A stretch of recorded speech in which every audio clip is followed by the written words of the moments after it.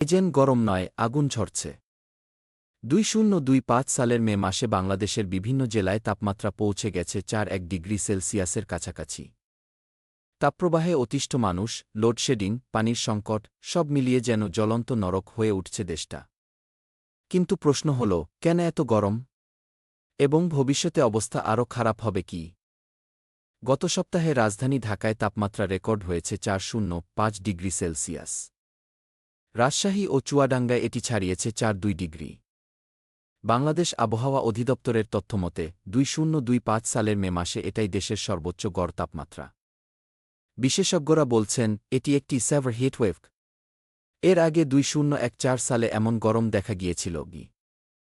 এই ভয়াবহ গরমের পেছনে রয়েছে 3টি বড় কারণ। 1. জলবায়ু পরিবর্তন, ক্লাইমেট চেঞ্জ। 2. বনায়নের অভাব ও নগরায়ন। 3. এল নিনো প্রভাব। বিশ্ব উষ্ণায়নের ফলে পৃথিবীর গড় তাপমাত্রা প্রতি বছর বাড়ছে। আর বাংলাদেশের মতো দেশের জন্য এর প্রভাব আরও ভয়াবহ, কারণ ঘনবসতি, শহুরে হিট আইল্যান্ড আর অপরিকল্পিত নগরায়ন পরিবেশকে অস্বাভাবিক গরম করে তুলছে।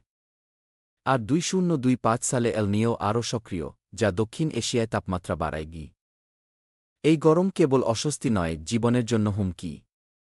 হাসপাতালে হিটস্ট্রোকের রোগীর সংখ্যা বেড়ে গেছে। কৃষিকাজে প্রভাব পড়ছে, অনেক জায়গায় ধান শুকিয়ে যাচ্ছে মাঠেই। গরমে বন্ধ হচ্ছে শিক্ষা প্রতিষ্ঠান, কর্মঘণ্টা কমছে কারখানায়। সবচেয়ে ভয়াবহ অবস্থা শহরে, যেখানে বিশুদ্ধ পানি, বিদ্যুৎ, এমনকি ছায়াও যেন বিলাসিতা হয়ে দাঁড়িয়েছে। রাজধানীর এক বাসিন্দা বলছিলেন, ঘরে ফ্যান ঘুরছে, তাও ঘাম থামে না। গরমে কাজ করা দায় হয়ে গেছে।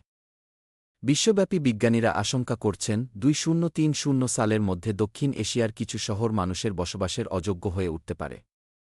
বাংলাদেশ মিটিওরোলজিক্যাল ডিপার্টমেন্ট BEMD জানাচ্ছে, সামনে আরও কয়েকদিন তীব্র গরম থাকবে, বর্ষা দেরিতে আসতে পারে। অর্থাৎ এই বছর তাপমাত্রা শুধু যে বেশি, তা নয়, এই গরম দীর্ঘস্থায়ীও হতে পারে। জলবায়ু পরিবর্তন ঠেকাতে এখনই দরকার পরিবেশবান্ধব সিদ্ধান্ত, বেশি বেশি গাছ লাগানো ও জীবাশ্ম জ্বালানির ব্যবহার কমানো। প্রাকৃতিক প্রতিক্রিয়া নয়, এই গরম অনেকটাই মানুষের তৈরি।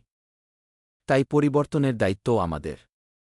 একজন সচেতন নাগরিক হিসেবে চলুন আমরা নিজে গাছ লাগাই, বিদ্যুৎ বাঁচাই এবং অন্যকে সচেতন করি। এই পৃথিবী আমাদের, বাঁচাতে হলে এখনই সময়।